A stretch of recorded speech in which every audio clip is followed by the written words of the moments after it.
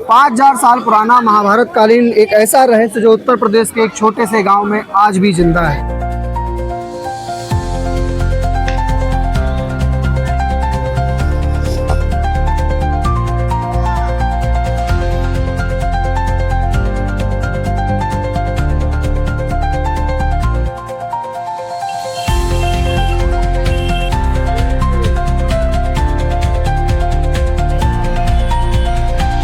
तो कैसी कट रही है। मैं हूं आपका होस्ट, आपका दोस्त सचिन, और आज हम उत्तर प्रदेश के जनपद पीलीभीत के अंतर्गत तहसील बीसलपुर और बीसलपुर तहसील का एक ब्लॉक है बिलसंडा।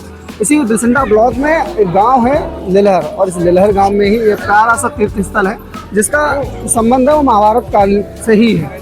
महाभारत काल से क्यों है मैं आपको अवगत करा दूँ। राजा मोरध्वज, वही राजा मोरध्वज जिनका पुत्र भगवान श्री कृष्ण ने आरे से बीच से कटवाकर एक भाग अपने शेर को खिलाने के लिए दे दिया था और दूसरा भाग उन्हें सौंप दिया था।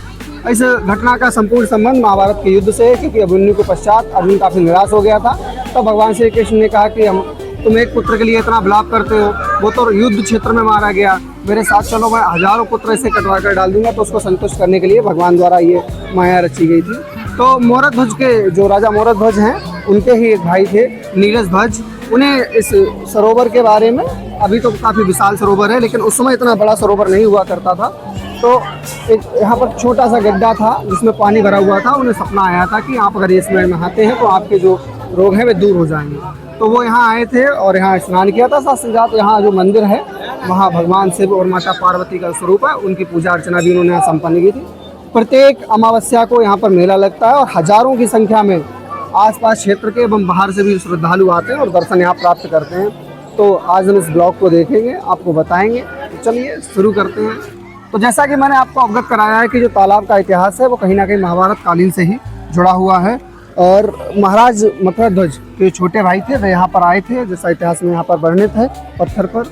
और लोग मुख्य रूप से यहाँ पर जो छोटी छोटी समस्याएं हैं उनके निवारण के लिए यहाँ पर स्नान करते हैं। आमतौर पर हमारे जितने प्राकृतिक स्रोत हैं कुल मिलाकर रेत वाले अगर स्रोतों को हटा दें जिनमें नीचे रेत होती है, मिट्टी वाले स्रोतों की बात करें तो जिनमें नीचे मिट्टी का तल होता है, अगर उनमें हम लोग नहाते हैं तो अधिकांशतः नहाने के पश्चात हम लोगों के शरीर पर कहीं ना कहीं मिट्टी के स्पॉट्स दिखाई देते हैं।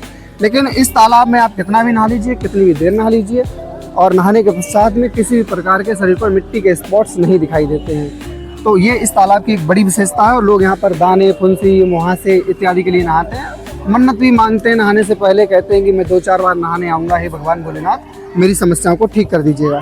आइए देखते हैं आगे का। इस मंदिर में सबसे खास बात यह है कि यहाँ सिर्फ भगवान शिव ही नहीं बल्कि माता पार्वती को भी एक अलग शिवलिंग के रूप में पूजा जाता है। मंदिर में 2 अलग अलग शिवलिंग स्थापित हैं, जिनमें से एक भगवान शिव का स्वरूप तथा दूसरा माता पार्वती का स्वरूप है। गांव की शांत गोद में बसा यह लिलहर क्षेत्र अपने आप में एक शांति प्रिय स्थान है। क्योंकि यह सनातन स्थल है, लेकिन यहाँ ना सिर्फ हिंदू, मुस्लिम, सिख, ईसाई किसी भी धर्म का कोई भी व्यक्ति हो बिना किसी भेदभाव के दर्शन के लिए आता है, क्योंकि यह तीर्थ स्थल सभी के लिए समान रूप से खुला है। यदि मंदिर के आसपास के माहौल की बात की जाए तो ये माहौल काफी जीवंत है, जहाँ पूजा पाठ की सामग्री, प्रसाद, बच्चों के खेल खिलौने, चाट पकौड़ी आदि के स्टॉल सजे रहते हैं।